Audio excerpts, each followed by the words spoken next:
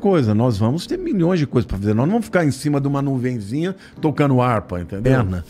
É uma vida em que nós vamos conhecer a Deus e nos relacionarmos não só com Ele, mas entre as pessoas também, né?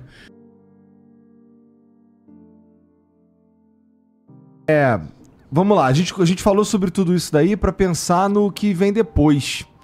E eu paro para pensar um pouco sobre essa vida eterna, sobre, vamos lá, os que ficaram, os que, vamos lá, amaram a Jesus e portanto, viverão a vida eterna. Eterna é muito tempo, cara. E assim, deve ser chato. Não. Veja, a Bíblia diz assim: a vida eterna é esta, que te conheçam como único Deus. É um processo de descoberta e de conhecimento de um ser infinito. A Bíblia diz: nem olhos viram, nem ouvidos ouviram, nem jamais penetrou no coração do homem o que Deus tem preparado para os que o amam. Quando você ama a Deus, você quer muito estar com Ele. Você quer descobrir as grandezas, as maravilhas de quem Deus é. Essa vida aqui, Igor, você nasce morrendo. Você ainda é muito jovem, ainda não deve você estar nasce com um timer mesmo. Uma um hora. Timer? Não, mas eu me lembro que quando eu era jovem, no auge da minha forma, putz, eu falava assim, eu olhava para minha mãe usando óculos para ler, eu falava, não é possível que você não está conseguindo ler isso aqui. Hoje eu não consigo ler, eu tenho que fazer assim, quer dizer, vai tudo deteriorando. E o próprio universo, você conhece a lei da entropia, né? A segunda lei de Newton. Que tudo vai estragando, vai tudo deteriorando. Então, o universo está decaído, o universo está evoluindo para o caos. Mas Deus é aquele que é a origem e o destino de tudo.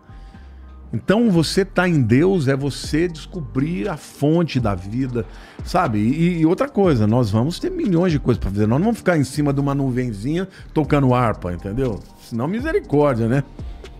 Você conhece a piada, né? Do camarada que tava escolhendo entre o céu e o inferno, conhece? Já ouviu falar? Não. O cara chegou lá pro São Pedro mostrou para ele o céu e falou: São Pedro, você pode me dar licença? Eu quero conhecer outro lado também. Aí chegou lá, o diabo abriu daquela festa, tocando, mulherada, muita bebida, cara. Aí ele voltou lá pro São Pedro e falou: São Pedro, desculpa, mas que é muito chato, eu vou pra lá, tal, né? Aí o diabo, quando o cara entrou, fechou a porta, era tudo ruim, ele tinha que limpar os baldes de estrume todo dia, tinha que escolher se ia comer, se ia fazer. Ele falou: pô, mas como é que você faz isso? Você me mostrou uma coisa completamente diferente. Mas naquela hora eu tava em campanha, agora isso aqui é a realidade. Meio como os políticos fazem. Como os políticos fazem. Então, na verdade, eu penso o seguinte, que a vida eterna é uma vida em que nós vamos conhecer a Deus e nos relacionarmos não só com Ele, mas entre as pessoas também, né? E a Bíblia diz novos céus e nova terra. Você já ouviu falar que nós vamos ter uma nova terra e a gente vai habitar na terra também? É? Significa que o céu necessariamente não é só um mundo espiritual. Porque a gente vai ter um corpo imortal, mas um corpo mesmo. Jesus, quando ressuscitou, ele partiu o pão, ele comeu com os discípulos, ele tinha um corpo. Mas aí precisa de uns 3, 4, 5 planetas Terra, né, cara? Se a gente for para pensar que muitas pessoas que já morreram... Mas é uma nova terra, não é o mesmo. Essa terra aqui vai ser destruída. Segundo a Bíblia, ela vai ser transformada pelo fogo. Vai ser realmente consumida, porque essa nova terra que Deus tem vai ser uma terra... Nossa, tomara que demore muito. Eu também penso assim, viu? Eu ainda quero ver meus netos crescerem, quero ver meus netos casarem. Eu tô ouvindo que o juízo final está próximo desde moleque, né, cara? Então, eu sempre digo, a Bíblia nunca nos permite marcar data. Agora, para quem estuda, percebe que os elementos necessários para que o Apocalipse se cumpra estão aí. Por exemplo, lá no livro de Apocalipse, tem duas testemunhas que vão proclamar a Deus dentro desse sistema do anticristo. Então eles vão ser uma pedra no sapato do anticristo. E esses caras vão ser mortos em praça pública, em Jerusalém. E a Bíblia diz que o mundo inteiro vai ver isso e trocar presentes. Como é que isso é possível? Como é que isso é possível? Através da internet. Isso só seria possível num mundo em que você enxerga a distância. A Bíblia fala isso. Tá, não, tava indo mais pela vibe de como é que a gente vai ver isso e trocar presente. Porque não, porque eles vão ser o... Parece ser horrível isso. Pain in the ass, entendeu? Eles vão ser o chato que fica todo dia falando vocês, o juízo vem, se converta. Vai ser essa a mensagem deles. Entendeu? Então, esses camaradas vão ser mortos publicamente. Mas o que é incrível é que a Bíblia fala que todo mundo vai ver. E vão se alegrar. Fala, pô, até que enfim esses caras morreram. Outra coisa, por exemplo, a Bíblia fala de um exército que vem contra Israel de 200 milhões de homens, do leste de Israel. No tempo em que João escreveu, não tinha 200 milhões de pessoas no mundo.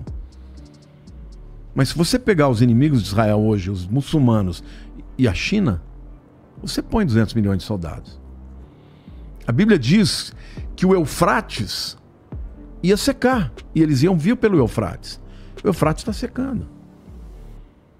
A Bíblia diz que nos últimos dias o sol aumentaria o seu calor e os homens, e a terra ficaria seca, e os homens seriam queimados por causa do aumento da temperatura. Esse aumento de temperatura global está acontecendo. Algumas pessoas vão dizer, é o aquecimento global. Sim, e daí? Só que a Bíblia diz que ia acontecer. Então, o Apocalipse, ele fala de coisas que não fazem nenhum sentido no tempo em que João escreveu, porque não era para aquela época. Agora, você quer ver uma outra coisa? Israel. Israel é o centro de tudo. Quando Israel foi espalhado pelas nações, isso aconteceu em duas épocas. No ano 70, depois de Cristo, veio por causa de uma revolta chamada Revolta dos Zelotes, que eles não aceitavam os romanos. O general Tito veio, né, com a brigada dos romanos, destruiu o templo, foi um maior banho de sangue e os judeus se espalharam. Os que sobraram permaneceram até o ano 135. No ano 135, um outro revoltoso lá chamado Jesus Barcova se levantou também contra os romanos, e aí o Adriano, imperador Adriano, ele definitivamente expulsou todos os judeus e falou, agora aqui vocês não entram mais. A partir dali, ele chamou aquela terra de Palestina. Então os judeus ficaram espalhados pelo mundo. Acontece que tinha um profeta chamado Ezequiel, que 2.500 anos atrás disse que Deus iria trazer o povo de Israel de volta para sua terra de todas as nações.